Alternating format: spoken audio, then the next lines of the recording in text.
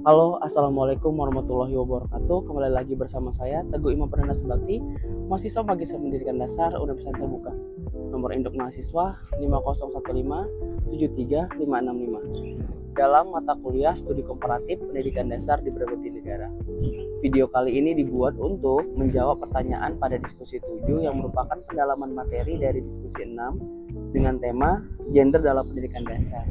Pada video sebelumnya saya sudah menjawab pertanyaan dalam diskusi 6 dengan video yang berjudul Teaching Without Gender Limit, Shaping an Equal Generation, membahas bagaimana di High Scope Indonesia Medan menghadirkan sistem pendidikan yang inklusif, berbasis kesetaraan, dan menghindari segala bentuk stereotip gender dalam proses pembelajaran. Dalam sesi ini diberikan sebuah studi kasus di suatu sekolah dasar di Indonesia. Terdapat kecenderungan bahwa guru-guru memberikan lebih banyak perhatian pada partisipasi aktif anak laki-laki dalam pembelajaran sains, sementara anak perempuan sering diabaikan.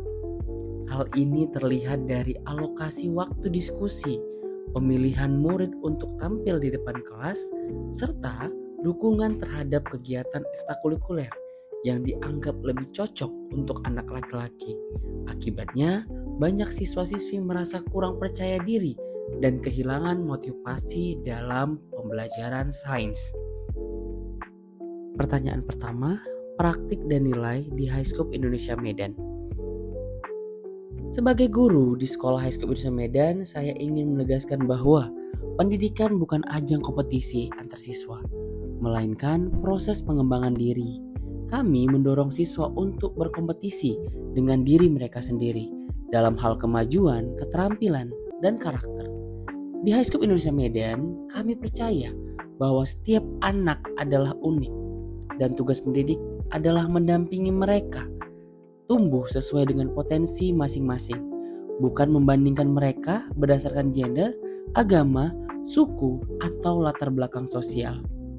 Hal ini sejalan dengan visi utama Sekolah High Scope Indonesia Medan, yaitu menjadi pemimpin inovatif dunia dan barometer pendidikan di Indonesia dengan fokus pada pendidikan anak usia dini yang berkualitas tinggi. Dan misi kami adalah memberikan pendidikan yang berkualitas bagi anak-anak Indonesia dengan menekankan pengembangan seluruh aspek diri anak, meliputi kemampuan akademis, hubungan intrapersonal dan interpersonal, serta kapasitas fisik.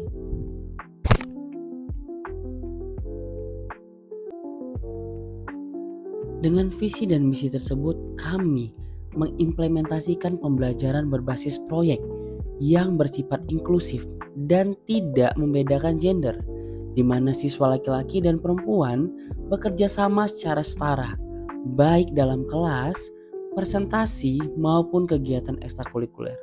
Kami telah meninggalkan pendekatan tradisional yang membatasi peran siswa berdasarkan stereotip gender. Alih-alih mendikte siswa siapa yang cocok di bidang sains atau seni, kami menumbuhkan minat, keberanian, dan kepercayaan diri semua siswa tanpa terkecuali. Pertanyaan kedua, analisis jurnal ilmiah. Untuk menjawab pertanyaan kedua, saya merujuk pada jurnal ilmiah berikut. Judul, Pendidikan Kesetaraan Gender bagi Anak sebagai Langkah Kritis Menuju Masa Depan yang Lebih Cerah. Penulis Arif Sugianta dan Fathia Rahmanita.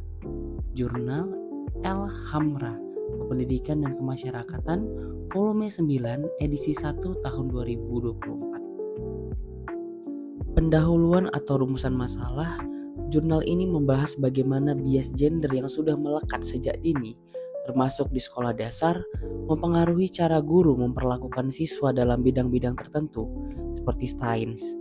Stereotip sosial yang menganggap bidang sains, teknologi, teknik, matematika sebagai ranah laki-laki, menghambat kesempatan anak perempuan untuk berkembang.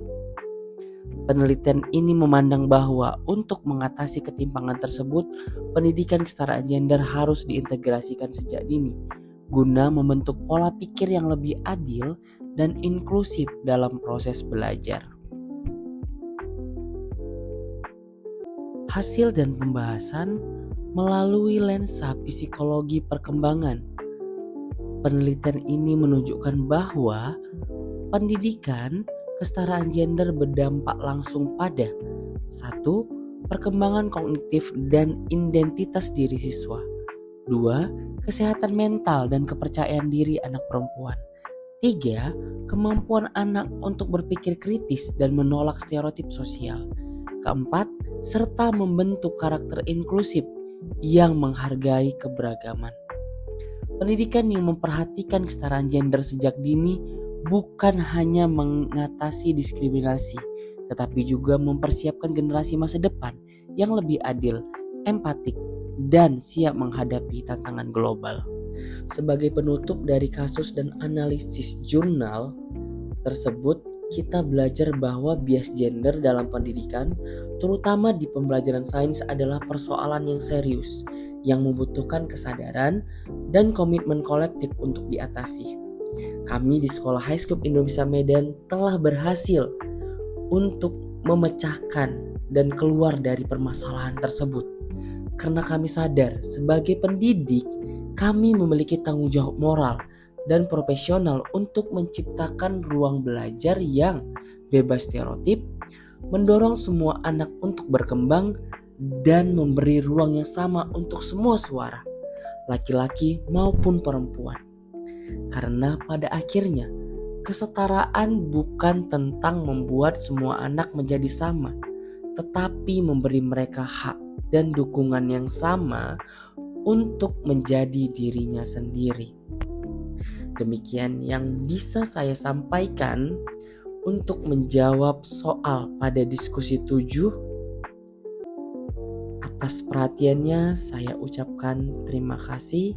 Akhir kata saya ucapkan wassalamualaikum warahmatullahi wabarakatuh.